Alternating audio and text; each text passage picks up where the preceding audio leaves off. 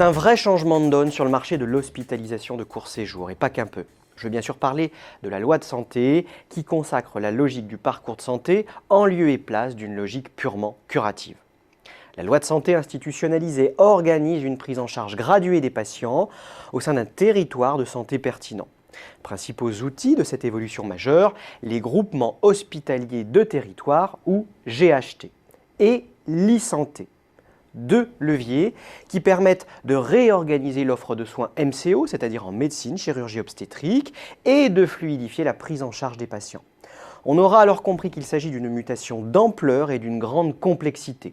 Une mutation d'ampleur en raison de l'ensemble des territoires de santé à convertir. Une mutation d'une grande complexité du fait de la réorganisation et du re-engineering de l'offre, de la gradation de la prise en charge ou encore de la mutualisation des moyens.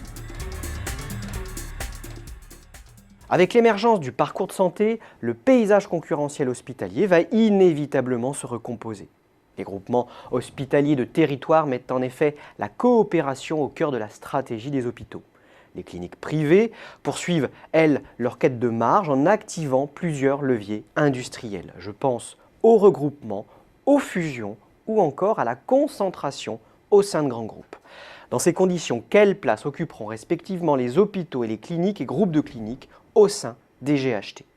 Les GHT qui privilégient l'offre hospitalière publique incarneront en effet le parcours de santé dans les territoires. Sans oublier que le principe de service public hospitalier, réintroduit par la loi de santé, est plutôt défavorable aux acteurs du secteur privé commercial. Dans ce nouveau contexte, capter la demande et les flux de patients devient fondamental. C'est le sens des initiatives des établissements de santé pour accroître la valeur vécue et perçue par les patients, mais aussi par les prescripteurs et les conseillers. Au final, il s'agit bel et bien d'améliorer ce que l'on peut appeler l'expérience hospitalière. Ce doit être un objectif majeur des établissements dans les années à venir. D'après les experts de Precepta, les deux grandes pistes de progrès sont d'abord l'optimisation du temps d'hospitalisation. C'est ainsi que de plus en plus d'actes suivis en hospitalisation complète basculent dans le champ de l'ambulatoire.